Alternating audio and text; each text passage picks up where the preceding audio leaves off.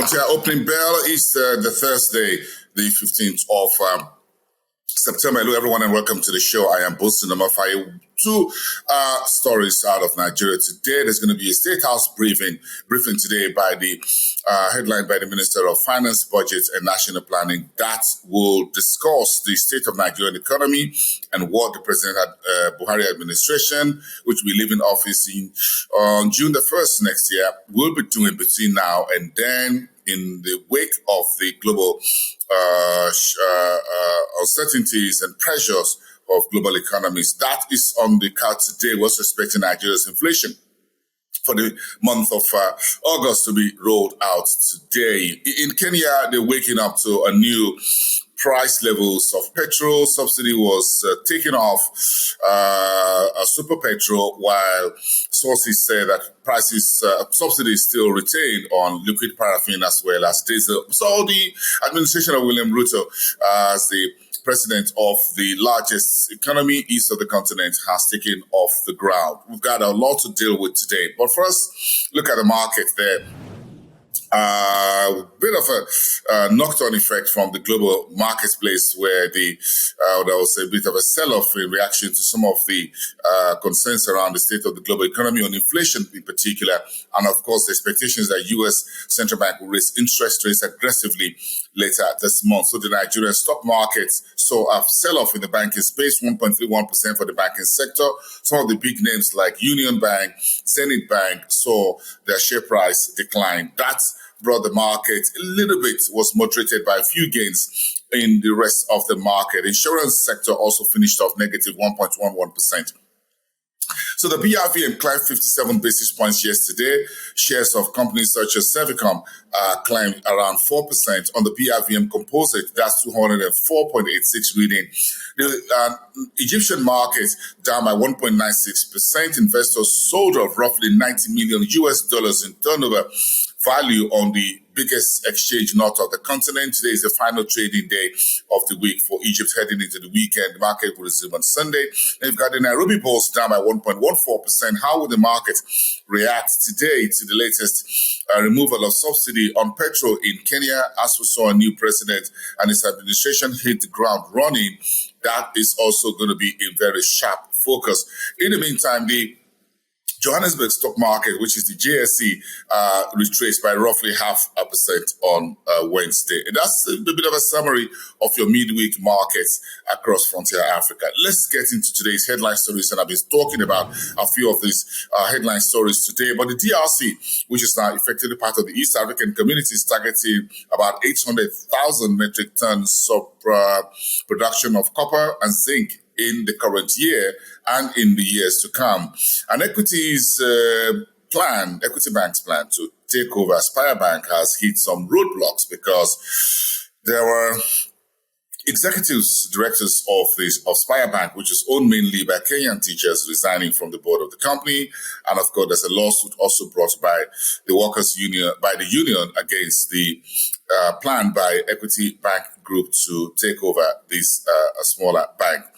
And President William Ruto has dropped the full subsidy cushion in policy shift. He campaigned that it's going to make life easy for the ordinary Kenyans, but now they've got to deal with the realities of life and the global economic space, higher inflation, economy that are struggling, as well as high interest rates. Everybody's got to share in the headaches that the world economy faces right now. Nairobi ranked the 5th in Africa, where you have most of the dollar millionaires in the world. I'm going to ask my production director in Nairobi if he's one of those millionaires in dollar terms. But of course, Nairobi is home to the 5th largest number of dollar-denominated millionaires on the African continent. Take your guess who's number one on that list. And South Sudan has launched what is about $6 million petro and geosciences workstation. That's part of the South Sudan Oil and Power Summit, which was held earlier this week, and that we'll have a whole lot more reporting from there as we get more details for you. So Nigeria's inflation for the month of August is expected to come in today. Some expectations, outlooks that figure will hit 20%, at least with a modest climb. Perhaps not as aggressive as we saw in the month of June and July, but that will still climb higher because there's still a lot of pressure on the structure of the Nigerian economy. That will pose a whole lot of challenges to the Central Bank Monetary Policy Committee, which will be meeting later this month in just about 2 weeks' time. Inflation is a major risk, as well as higher interest rates for banks in South Africa, Kenya, and Nigeria in the main, according to a new report released yesterday by Moody's Investor Services, looking at the risks that this poses for banks in terms of net interest margin, asset deterioration, booking of bad loans, as well as other line items on their books. It's the one report from Moody's you want to read. And of course, the exposure of Nigerian banks to corporates vis-a-vis exposure of South African banks more to household lending. All of that packed in that latest report. And Togo and Tunisia have launched what you call the first multi-factor economic forum in Lome, the capital of the small West African economy. Okay, let's touch on with South Africa, by the way. Southern Africa, broadly speaking, looking at some of the headline stories. Eskom, it says, is at the brink of outages because the level of, we're now dealing at level 4 of electricity blackouts in South Africa's second most advanced economy.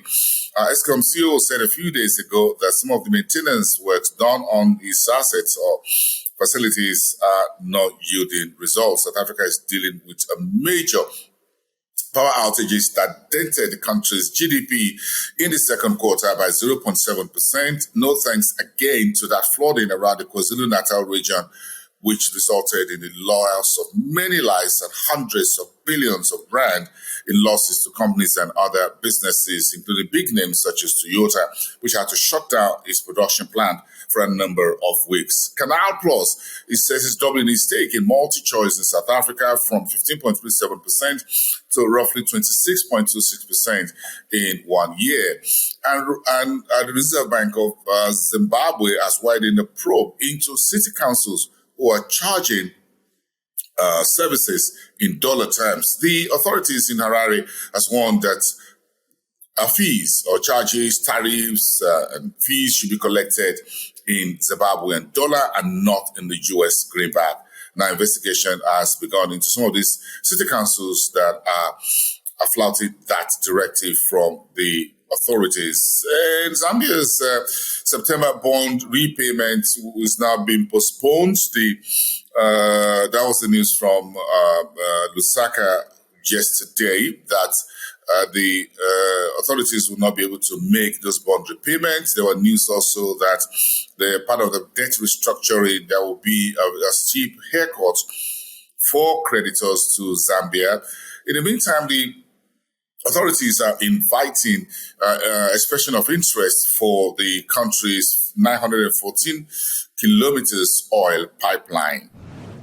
Let's talk about North Africa very quickly, with some of the biggest stories coming from Tunisia, where Sotomel, which is the postal company, says its turnover jumped about 22.16% in the first half of the year, while Egypt is looking to raise electricity supply from renewables to about 42% of the total energy electricity production by the year 2025. Egypt is hosting the World COP27 Climate Summit in a couple of weeks down the line, and is positioning itself as a very good host in line with the global energy transition to renewables and other forms of clean energy that make the world a whole lot better for every one of us on the planet. And the Egypt SC Zone has okayed the establishment of 4 new logistic projects that will help expand the country's industrial manufacturing footprint, while Morocco's OCP, the big fertilizer company, is working with the ADB to host Africa's first fertilizer financing forum between October the 11th and the 13th. That is also a big story you need to focus on, considering how critical fertilizer has become in the resulting from the Ukraine-Russia military operation that is currently going on there by military's incursion, Russia's incursion into Ukraine back in February. Fertilizer has been hurt. Supply of this critical agri support inputs into Africa and a number of regions have been impacted by the war in Ukraine. So the OCP in Morocco is working with a number of countries, including Nigeria, to make sure that we have enough fertilizers. Nigeria's also said its first private sector fertilizer, Dangote fertilizer, just a few months ago, and it's now up and running and already into exports of very pure urea fertilizer to other parts of the continent. These are some of the biggest stories today, but hold on a second. Nigeria has another big story today.